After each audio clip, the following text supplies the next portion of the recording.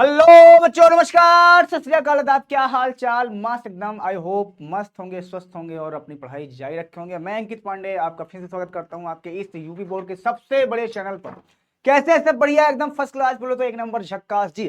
अब ये जो पार्ट है, अब यूपी बोर्ड के सबसे बड़े चैनल का मतलब हो गया सर, यूपी बोर्ड का सबसे बड़ा चैनल है, लेकिन सिलेबस हर बोर्ड के लिए है, पढ़ाई हर बोर्ड के लिए है, चीजें हर बोर्ड के लिए। ऐसा नहीं है कि किसी एक बोर्ड के लिए है, क्योंकि चैप्टर्स कहीं भी कटे नहीं है, कुछ भी नहीं है, कुछ भी छटा नहीं है। इस वजह से जो चैप्टर्स हैं, जो मैनेजमेंट है, सारे वो एक ही हैं। तो कैसे आप लोग? सब बढ़िया, फर्स्ट क्लास, बोलो तो एक नंबर जी।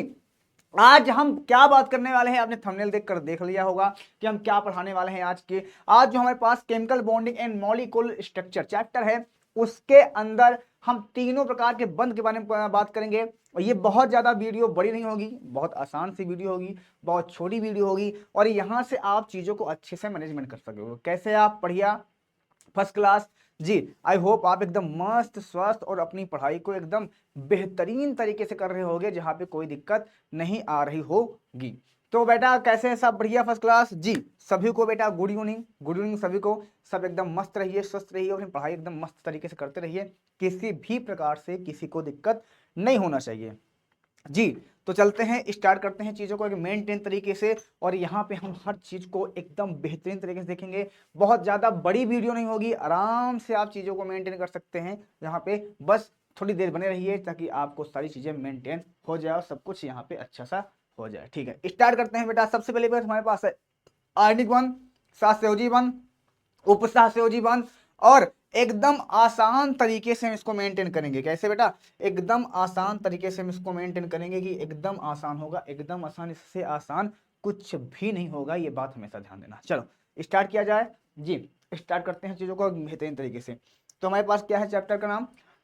क्लास 11 का कौन सा चैप्टर है? केमिस्ट्री का। ये हमारे पास रासायनिक आबंध एवं आणविक संरचना। और क्या सीखना है आज बेटा हमें? आज सीखना है हमें किसी भी जो हमारे पास रासायनिक बंध बनता है। देखो एक बात को ध्यान सुनो, जो हमारे पास रासायनिक बंध बनता है, रासायनिक बंध बनता है, उस रासायनिक बंध के अंदर, रासायनिक बंध जो बनता है, उस रासायनिक बंध के अंदर तीन तरह के बंध होते हैं। एक होता है आयनिक बंध, जो सबसे मजबूत बंध कहा जाता है। क्या होता है बेटा? इसको बोलते हैं आयनिक बंध। और एक होता है हमारे पास यहाँ पे सहसंयोजी बंध। क्या होता है बेटा? एक होता है सहसंयोजी बंध होता है। क्या होता है? सहसंयोजी बंध होता है। और एक हमारे पास होता है उपसहसंयोजी बंध। क्या होता है बेटा?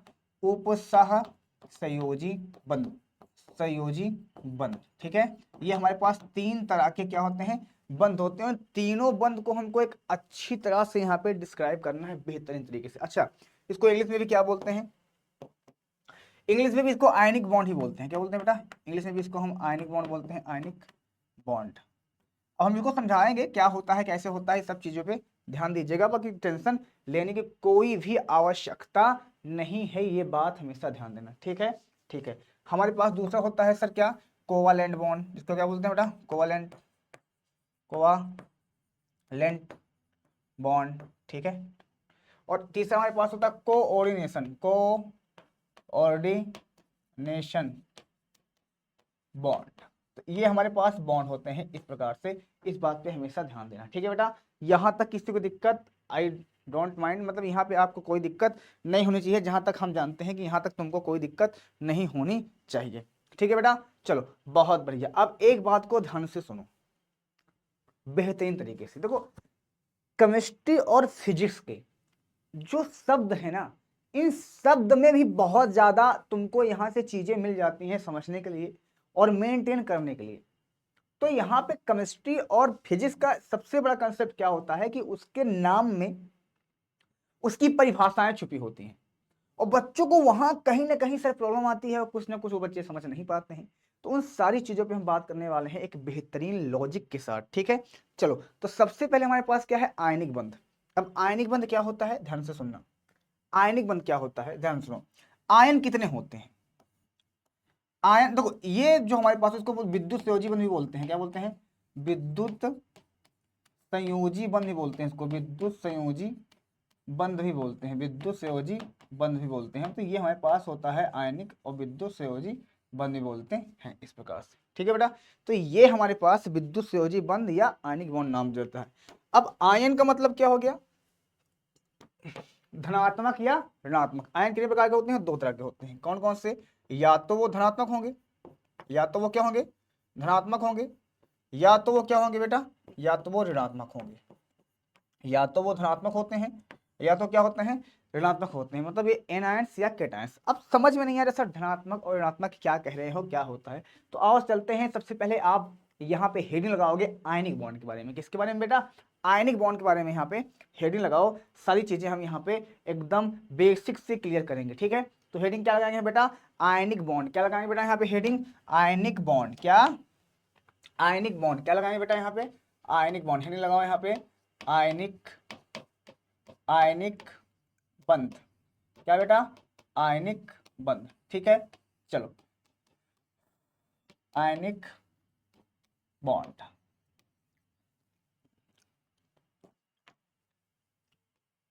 चलो, अब आयनिक बॉन्ड क्या होता है, इस पर थोड़ा सा दिमाग लगाएंगे। सर आयनिक बॉन्ड जो होता है वो क्या होता है, एक्चुअल में आयनिक बॉन्ड कहाँ से निकला। सुनो ध्यान से, और क्यों बंद बना। देखो एक चीज तो तुमको मालूम है, सबको मालूम है, पूरी दुनिया, पूरा समाज, पूरा जग जानता है। क्या जानता है, कि जो आयनिक बॉन्ड होता है ये आयन द्वारा बनते हैं। किससे बनते हैं, आयन से। और आयन कैसे हो सकते हैं सर, वो या तो धनात्मक होंगे और ये ऋणात्मक से, ठीक है, ऋणात्मक से। अब धनात्मक कौन होता है, तो धनात्मक धातु होता है। क्या होता है, धनात्मक कौन होता है, धातु होता है। और ऋणात्मक कौन होता है, तो ऋणात्मक यहाँ पे जो होता है वो होता है आधातु। क्या होता है बेटा, आधातु। उसको बोलते हो नॉन मेटल। क्या, नॉन मेटल होता है, ठीक है। इस बात को हमेशा ध्यान दो। धातु क्या होता है, ये हमारे पास मेटल होता है, इस बात को हमेशा ध्यान दो। तो धातु और अधातु ये दोनों चीजें होती हैं। चलो ये सबसे बढ़िया बात है सर। अब धातु, मान लो हमारे पास कोई एक प्रोडक्ट है, मैंने लो एक एग्जांपल ले रहा हूं मैं, ध्यान से सुनना। एग्जांपल ले रहा हूं, क्या ले रहा हूं, एग्जांपल, ठीक है। जैसे हमारे पास NaCl है। क्या है, NaCl। इसका नाम क्या है, सोडियम क्लोराइड। क्या बोलते हो उसको आप, सोडियम क्लोराइड बोलते हो ना, सोडियम क्लोराइड। क्या बोलते हो, सोडियम, सोडियम क्लोराइड, ठीक है। चलो बहुत अच्छी बात है। अब ध्यान से सुनो, सोडियम क्लोराइड ये है हमारे पास। अब इसके अंदर कितने लोग हैं ये पता करो। तो इसके अंदर सोडियम प्लस में है, क्लोरीन माइनस में है। अब ये प्लस और माइनस क्यों है, ये सबसे बड़ी बात होती है कि सर ये प्लस में क्यों आया और माइनस में क्यों नहीं आया। चलो, तो इसके लिए समझते देखो, इसका जो परमाणु क्रमांक होता है सर 11।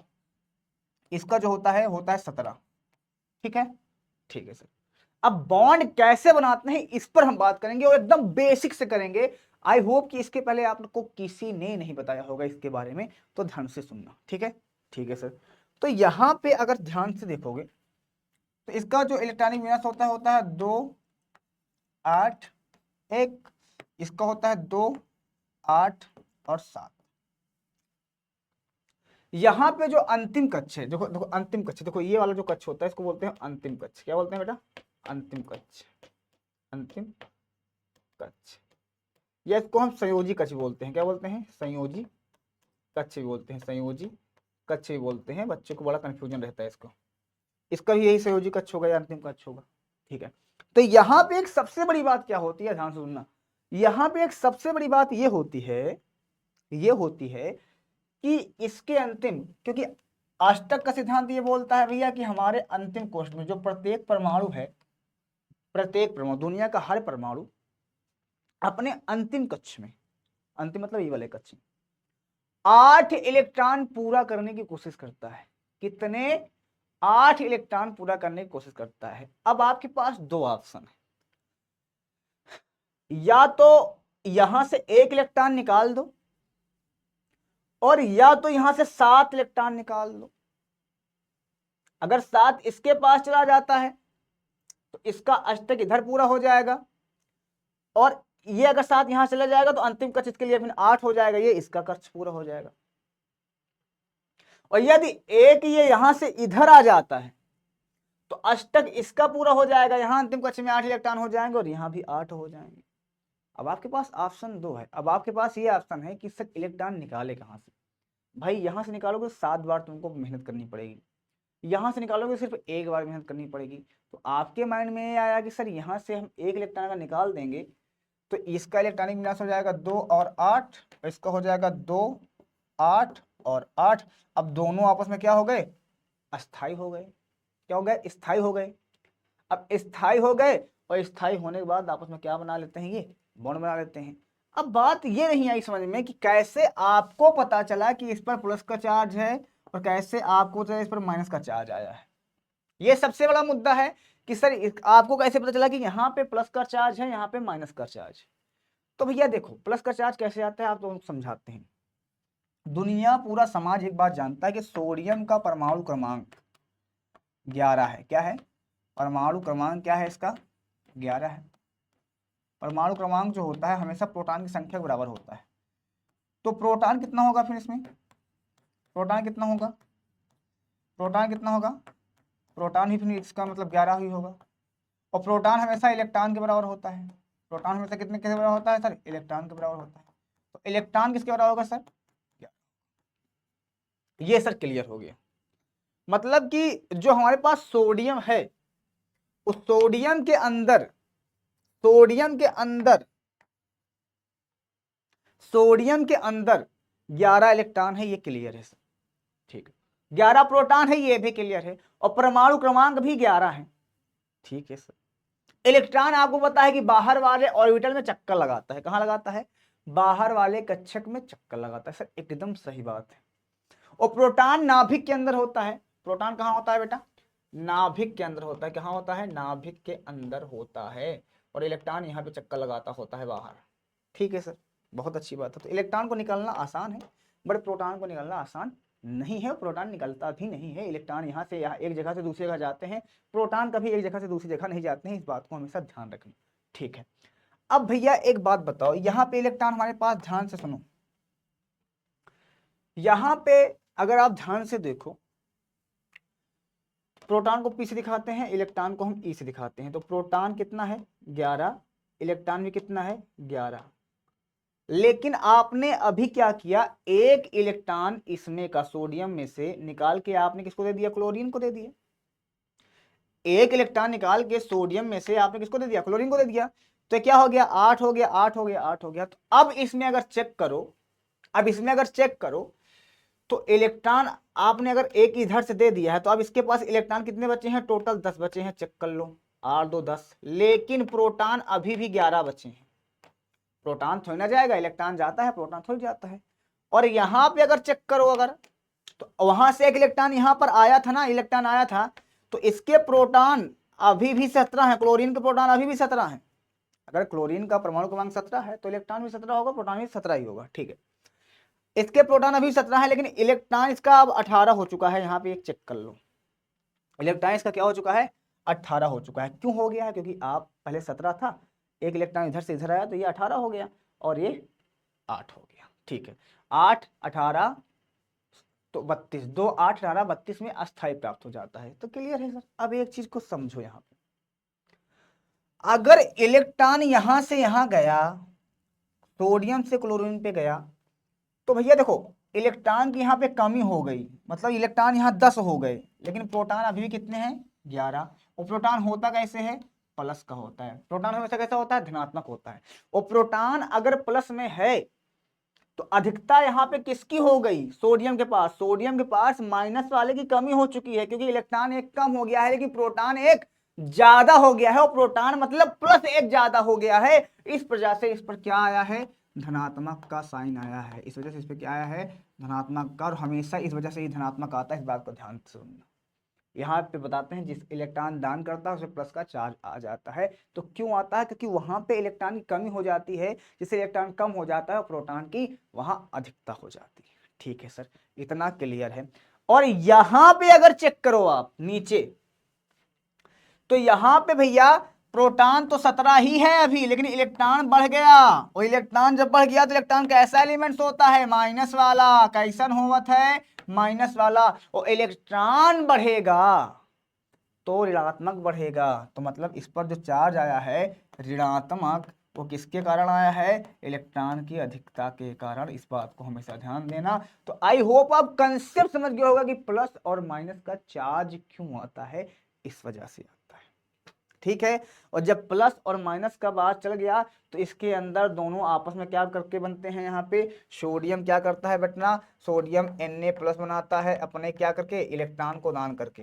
कितने इलेक्ट्रॉन? एक इलेक्ट्रॉन को दान करके Na+ बनाता है। और क्लोरीन क्या करता है बेटा, यहाँ पे एक इलेक्ट्रॉन को लेकर ग्रहण करके क्लोरीन बना लेता है ये। ठीक है, तो क्या बना लेता है? क्लोरीन बनाता है। इस प्रकार से इसको देखना पड़ेगा। तो यहाँ पे इस प्रकार से ये चीजें होती है, इस प्रकार से दोनों आपस के अंदर क्या बन जाते हैं, बन। तो यहाँ पे अगर मोरल ऑफ साइंस से निकलता है कि धनायन और ऋणायन द्वारा, धनायन और ऋणायन द्वारा, ये एक धनायन है, दूसरा क्या है? ऋणायन है। धनायन और ऋणायन के द्वारा बनाए गए बंध को हम विद्युत संयोजी बंध या आयनिक बंध कहते हैं। यहाँ पे लिख सकते हो क्या क्या, धनायन, परिभाषा धनायन और ऋणायन और ऋणायन के द्वारा बनाए गए बंध को, बनाए गए बंध को बंध को बंध को विद्युत संयोजी विद्युत संयोजी विद्युत संयोजी या आयनिक बॉन्ड कहते हैं। या क्या बोलते हैं बेटा? आयनिक बंध कहते हैं। आयनिक बंध कहते हैं। इस बात को ध्यान दो, कहते हैं। ठीक है बेटा, कहते हैं। एग्जाम्पल के लिए यहाँ क्या ले लो, एग्जाम्पल के लिए यहाँ पे हम लिख सकते हैं किसको, NaCl को लिख सकते हैं। ठीक है, NaCl को, MgCl2 को लिख सकते हैं हम, MgO को लिख सकते हैं, कैल्शियम CaCl2 को लिख सकते हैं। ये सब आयन द्वारा बनाए गए बंध हैं। ये एक धातु है, दूसरा अधातु। या इसकी परिभाषा ऐसे भी बना सकते हो आप कि धातु और अधातु द्वारा, ऐसे धातु तथा अधातु अधातु द्वारा बनाए गए बंध को, बनाए गए बंध को क्या बोलते हैं? बंध को विद्युत संयोजी बंध कहते हैं। विद्युत संयोजी या आयनिक बंध कहते हैं। इस प्रकार से बना सकते हो। या कहीं की किताब में देखोगे लिखा है इलेक्ट्रॉन के स्थानांतरण से। क्या लिखा रहेगा? इलेक्ट्रॉन के स्थानांतरण से, ऐसे लिखा रहेगा, इलेक्ट्रॉन के स्थानांतरण से। तो इलेक्ट्रॉन स्थानांतरण ही होता है, सबको पता है। स्थानांतरण से बनाए गए बंध को हम क्या बोलते हैं बेटा? आयनिक बंध बोलते हैं। तो यहाँ से इस प्रकार से यहाँ पे वेरियल कर सकते हो, चीजों को मेंटेन कर सकते हो, कोई दिक्कत नहीं होता है। यहाँ तक कोई दिक्कत? तो यहाँ पे इस तरह से बंध बनाया जाता है। जैसे सोडियम हमारे पास है तो इसका इलेक्ट्रॉनिक विन्यास क्या होता है? 2 8 1। तो इसके अंतिम कक्ष में कितने इलेक्ट्रॉन है? 1 इलेक्ट्रॉन है। तो यहाँ पे मैं क्रॉस से दिखा दे रहा हूँ। क्लोरीन है हमारे पास, क्लोरीन का इलेक्ट्रॉनिक विन्यास कितना होता है? 2 8 7। तो इसका इलेक्ट्रॉनिक हम डॉट से दिखाते हैं ऐसे, 1 2 3 4, ठीक है, 5 6 7। तो हो गया 7 इलेक्ट्रॉन से 7 हो गया। तो इसका देखो जो युग्मित इलेक्ट्रॉन है, जो पेयर इलेक्ट्रॉन है, पेयर, ठीक है, जो हमारे पास पेयर इलेक्ट्रॉन है, वो बॉन्ड नहीं बनाएंगे। वो कब बनाएंगे? अभी बताएंगे बाद में। जो अनपेयर इलेक्ट्रॉन है ये आपस में बॉन्ड बनाता है, ये आपस में शेयरिंग करता है इसके साथ। ठीक है, यहाँ मैंने इसके इलेक्ट्रॉन को क्रॉस से दिखाया है, इसके इलेक्ट्रॉन दोनों हैं, लेकिन एक को हमने डॉट से दिखाया, कोई हमने यहाँ पे किससे दिखाया है? क्रॉस से दिखाया है। तो इस प्रकार से आपस में क्या बना लेते हैं? बॉन्ड बना लेते हैं। तो इसको अगर अच्छे से दर्शाया जाए लेविस डॉट स्ट्रक्चर के हिसाब से, तो ये बनाएगा Na, यहाँ पे हमने ऐसे लगा दिया और इसके अंदर एक डॉट लगा दिया, ठीक है, कुछ इस तरह से। हाँ, और ये इसका गोला ऐसे कर देते हैं और एक गोला ऐसे कर देते हैं, ऐसे। और क्लोरीन यहाँ पे हो गया है, इसके डॉट हम ऐसे दिखा देते हैं। तो इस प्रकार से इसके इलेक्ट्रॉन आपस में शेयरिंग हो गए और शेयरिंग से क्या बना लिया है? बॉन्ड बना लिया है। तो कुछ इस प्रकार से बॉन्ड बनाता है जहाँ पे बच्चों को बड़ी प्रॉब्लम आती है। तो लेविस डॉट स्ट्रक्चर इसका कुछ इस तरह से बन जाता है। ठीक है बेटा, कोई दिक्कत यहाँ तक? कोई दिक्कत यहाँ तक? इसी तरह Mg का बनाऊँ, अगर MgCl2 को बनाऊँ तो यहाँ पे चेक करो, Mg क्या होता है? 2 8 2 12 होता है। और Cl कितना होता है बेटा, एक Cl कितना होता है ऐसे। तो यहाँ पे Cl ऐसे लिख दिया मैंने, एक Cl को हमने ऐसे लिख दिया, ठीक है। Lewis dot symbol 2 4 6 7, 2 3 4 5 6 6 7। तो इसका देखो ध्यान से सुनो, तो इसके कितने लेविस डॉट सिंबल हैं, 1 2, बस 2 ही है, लास्ट अंतिम कक्ष में इसके 2 ही हैं। तो इसके क्रॉस से दिखा दे रहा हूँ ऐसे ऐसे। तो एक बॉन्ड किससे बनाएगा, यहाँ पे चेक करो, इस तरह से। एक हमारा इससे बनाएगा इस वाले Cl से, एक हमारा इस वाले से बनाएगा इस प्रकार से। तो दोनों हमारे आपस में क्या बन जाते हैं, बॉन्ड बन जाते हैं इस प्रकार से। तो इस तरह से आप इसको बॉन्ड बना सकते हो। यहाँ पे इसका भी सर क्या होगा, मैग्नीशियम ऑक्साइड का यही होगा, CaCl2 होगा, इसका भी +2 होगा, इसका Cl2। इस प्रकार से हम बॉन्ड बना सकते हैं, ठीक है। आई होप आप पूरी तरह समझ गए होंगे। चलो अब हम बात करते हैं सहसंयोजी बंध की। किसकी बात करेंगे बेटा, सहसंयोजी आबंध की। किसकी बात करेंगे, सहसंयोजी आबंध की, ठीक है। चलो स्टार्ट करें जी। तो एक बात को और ध्यान देना, यहाँ पे विद्युत संयोजी बंध जो होता है सबसे मजबूत बंध होता है, और ये ज्यादातर ठोस में पाया जाता है। कहाँ पाया जाता है, ठोस के अंदर। जैसे आप ईंट ऊट होता है, ईंट हो गया क्रिस्टलीय ठोस के अंदर पाया जाता है, ईंट ऊट के अंदर।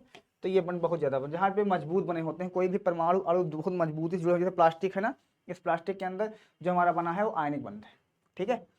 तो यहाँ पे बहुत ज्यादा मजबूत जो चीजें बन जाएंगी तो वहां पे, ठीक है। तो विद्युत संयोजी बंध होता है। आगे बहुत रूल पढ़ोगे, टेंशन मत लो। चलो चलिए आगे बढ़े। अगला हटाओ, लगाओ सहसंयोजी बंध। क्या, सहसंयोजी बंध, सहसंयोजी बंध। अब सहसंयोजी बंध बहुत ज्यादा इंपॉर्टेंट होता है, ठीक है। सहसंयोजी बंध जो होता है वो बहुत ज्यादा इंपॉर्टेंट होता है। इसको बोलते हैं कोवालेंट बॉन्ड। क्या बोलते हैं, कोवालेंट बॉन्ड। ये खास करके आधात के अंदर बनता है। कहाँ बनता है बेटा, आधात के अंदर। आधात के अंदर मतलब, आधात मतलब जानते हो, जैसे ऑक्सीजन हो गया O2 H2 है ना, N2 ऐसे, ठीक है। इस प्रकार के बंध बनाता है। तो ये एक ही प्रकार के अणुओं द्वारा बनता है, ये एक ही प्रकार। जैसे यहाँ पे ऑक्सीजन है, एक ऑक्सीजन दो ऑक्सीजन। तो ऑक्सीजन का इलेक्ट्रॉनिक विन्यास क्या होता है, ऑक्सीजन का कितना होता है सर, 8। तो 2 और 6 लिखते हो आप। तो लेविस स्ट्रक्चर बनाओगे तो 1 2 3 4 5 6। दो इसके युग्मित हैं, ये दो तुम्हारे युग्मित हैं, और ये दो अनयुग्मित हैं। इसको हम क्रॉस से दिखा देते हैं। सेम कंसीडर इसका भी होगा, 1 2 3 4। तो ये हो गया 5, ये हो गया। अच्छा, अब जो इसके अयुग्मित इलेक्ट्रॉन है, ये वाला और ये वाला, ये आपस में क्या बना लेंगे, बॉन्ड बना लेंगे। तो ये अयुग्मित इलेक्ट्रॉन द्वारा बनाया जाता है, मतलब कि ये एक ही प्रकार के अणुओं द्वारा या परमाणुओं द्वारा बनाए जाते हैं। तो यहाँ पे लिख सकते हो, क्या परिभाषा लिख सकते हो, एक ही प्रकार के, एक ही प्रकार के अणु परमाणु द्वारा बनाए गए बंध को, बनाए गए बंध को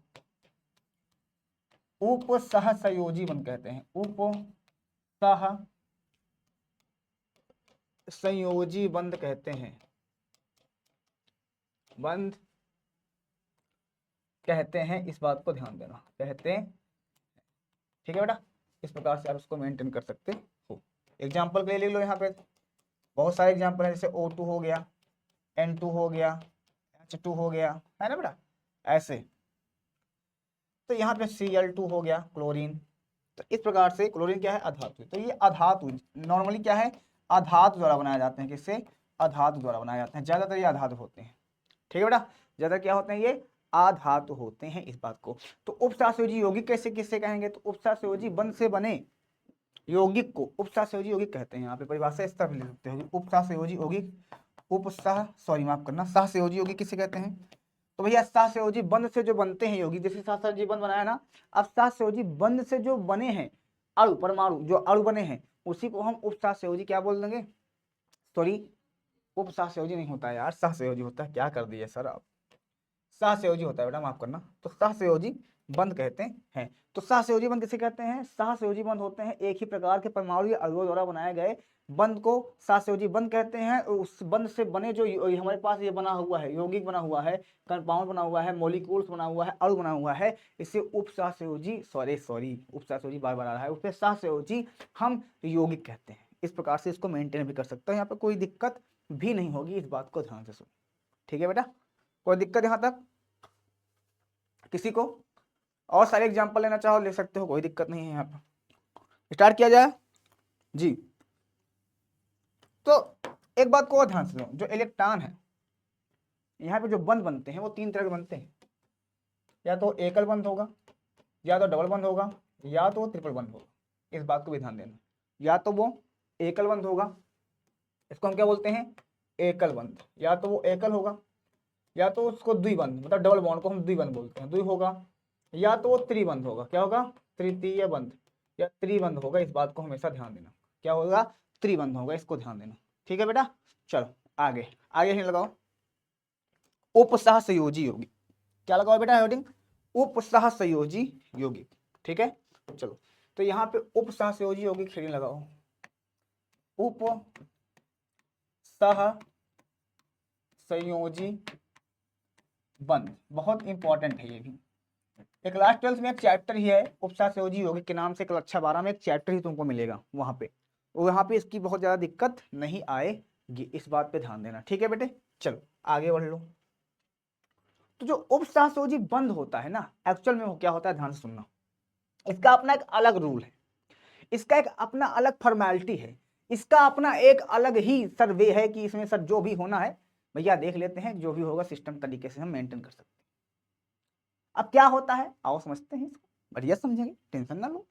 चलो भैया समझो, तो ध्यान से सुन। जो उपसहसंयोजी बंध होता है ना बेटवा, हमारी बतिया को सुनना अच्छे से, वो कैसे हुआ था, ध्यान से सुन। जैसे हमारे पास क्या है, NH3 है और एक है NH4, प्लस का चार्ज आता है, इसको बोलते हैं अमोनिया। क्या बोलते हैं, अमोनिया। और इसको बोलते हैं अमोनियम। क्या बोलते हैं, अमोनियम। दोनों के अंदर अंतर आ गया, क्यों आ गया आओ समझाते हैं। तो इसकी एक खास बात ये होती है, जैसे अमोनिया है ना, तो अमोनिया का बॉन्ड कैसे होता है, इसका स्ट्रक्चर होता है, एक हाइड्रोजन यहाँ जोड़ दिया, दूसरा हाइड्रोजन हमने यहाँ जोड़ दिया, तीसरा हमने यहाँ जोड़ दिया, इसके पास दो युग्मित इलेक्ट्रॉन है। और जो हमारे पास NH4 है ना, उसका एक हाइड्रोजन ऐसे है, दूसरा हाइड्रोजन ऐसे है, तीसरा हाइड्रोजन ऐसे है, और चौथा यहाँ पे कुछ तीर का निशान होगा, फिर ये इस तरह से। अब क्यों है इस तरह से आओ समझाते हैं, ध्यान से सुनो। सुनो, उपसहसंयोजी यौगिक किसे कहते हैं, ध्यान सुनो, ध्यान दो। देखो ये जो हमारे पास अमोनिया था यहाँ पे, इससे हमको मतलब नहीं, इसके पास एक युग्मित इलेक्ट्रॉन है, मतलब पेयर इलेक्ट्रॉन। क्या बोलते हैं इसको, पेयर इलेक्ट्रॉन बोलते हैं। क्या, पेयर इलेक्ट्रॉन बोलते हैं, इलेक्ट्रॉन बोलते हैं। और यहाँ पे ये हाइड्रोजन आया भाई, तो देखो ध्यान से सुनो। अब यहाँ पे जो चार हाइड्रोजन, यहाँ पे तीन थे कोई दिक्कत था नहीं, यहाँ पे जब चार आया तो चौथा जो हाइड्रोजन है ये वाला, ई बोला कि ई नाइट्रोजन से बोला कि भैया एक काम कर, हम क्या करेंगे, तुम्हारे साथ बंध बनाना चाहते हैं, तुम्हारे साथ रिलेशन में आना चाहते हैं। अब ये तुम्हारे साथ रिलेशन में आना चाहते हैं, इसने बताया, तो इसने क्या किया, नाइट्रोजन ने कहा देखो भैया हम तुम्हारे साथ बॉन्ड ना ही साइन कर सकते हैं।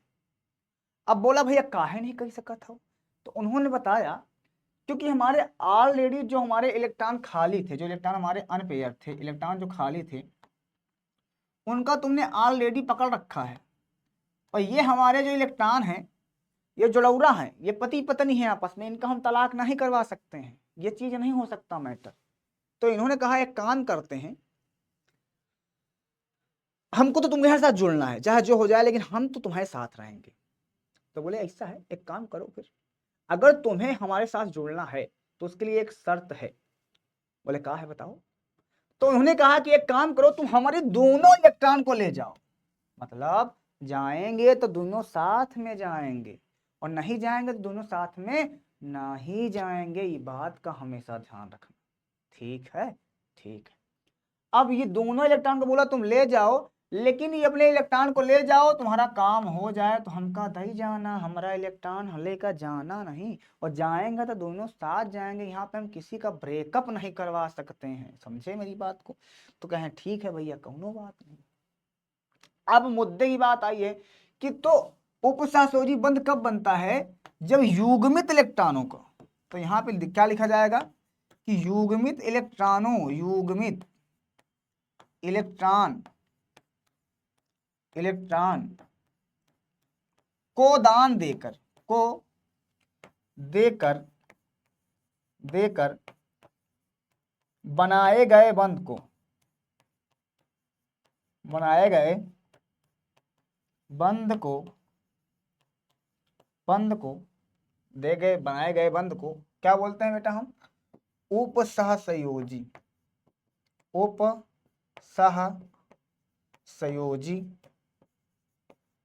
बंध कहते हैं, बंध कहते हैं। तो मतलब उपसहसहयोजी बंध जब बनता है ना बेटा, जैसे उपसहसहयोजी बंध अब बन गया ना, तो अब ये पूरा जो बना हुआ है इसको पूरे को गुरु कोष्ठक के अंदर करें, इसको उपसहसहयोजी यौगिक बोल देंगे, उपसहसंयोजी यौगिक बोल देंगे। अब मोरल ऑफ साइंस है कि समझ में नहीं आया है तो समझ में नहीं आया तो मेरी बात को ध्यान सुनो। जब कोई भी परमाणु, जैसे क्लोरीन है, इसके ऊपर ये पेयर है, ये पेयर है, ये पेयर है और एक खाली है, तो जब ये पेयर वाला इलेक्ट्रॉन, जो युग्मित इलेक्ट्रॉन है, इसको देकर अगर किसी के साथ ये बंध बनाता है, इसको अगर देकर किसी के साथ ये बंध बनाता है और जुड़ रहा है, तो जान लेना वो उपसहसहयोजी बंध बन रहा है। मतलब उपसहसहयोजी बंध की एक खास बात ये होती है कि वो 2 इलेक्ट्रॉन देता है, क्योंकि दुनिया में जितने बंध होते हैं 1 इलेक्ट्रॉन के शेयर से होते हैं। ये अपना 1 इलेक्ट्रॉन देगा, ये हाइड्रोजन अपना इलेक्ट्रॉन देंगे, ये अपना इलेक्ट्रॉन देंगे, तो बॉन्ड बन जाएगा। लेकिन इसमें क्या मुद्दा होता है उपसहसहयोजी में, ये अपने दोनों 2 इलेक्ट्रॉन जो इसके पास जुड़ौरा बचे हैं ना, वो ब्रेकअप नहीं करवाएगा, वो दोनों दे देगा कि ले जाओ भैया हमारा दोनों बंद ले जाओ और तुम ले जाके अपना जो है निपोरा मदारा अच्छे से मेंटेन कर लो। तो इस प्रकार से बंद बने को हम क्या बोलते हैं बेटा? उपसहसहयोजी बंद करते हैं। आई होप आपकी समझ में पूरी वीडियो आ गई होगी और एकदम बेसिक से हमने समझाया है, ठीक है बेटा। तो इसके और सारे एग्जाम्पल हैं यहाँ पे, जैसे जैसे हमारे पास पहला एग्जाम्पल यहाँ पे ले लो, यहाँ जैसे FeCN6 है ना बेटा, ऐसे K4 ऐसे हो सकता है। दूसरा यहाँ पे हो सकता है सर CONH3 का होल यहाँ पे 6 और Cl यहाँ पे क्या हो सकता है 3 हो सकता है। तो ये सब जो एग्जाम्पल तुम्हें दिख रहे हैं ये उपसहसहयोजी बंध, क्योंकि उपसहसहयोजी एक खास बात है, वो गुरु कोष्ठक के अंदर आता है। क्या आता है? इसको बोलते हैं गुरु कोष्ठक। तो ये गुरु कोष्ठक के अंदर आएगा, इसको कक्षा 12 में बहुत डिटेल में आप पढ़ोगे, ये गुरु कोष्ठक के अंदर आता है चीजें। तो ये बहुत इंपॉर्टेंट होता है, इस बात को हमेशा ध्यान देना बिटुआ, ठीक है। तो आई होप आपकी समझ में पूरी चीजें आई होगी। मिलते हैं नेक्स्ट वाली क्लासिया में, तब तक के लिए ओके बाय, गुड नाइट। अच्छे से पढ़ाई करो, मस्त से पढ़ाई करो, खाते पीते स्वस्थ रहो, मस्त रहो, अपनी जिंदगियां में व्यस्त रहो, ठीक है बेटवा। चलो मिलते हैं नेक्स्ट क्लास में, तब तक के लिए bye bye, take care, good night, bye बेटा, नमस्ते, सत श्री अकाल, आदाब, ठीक है।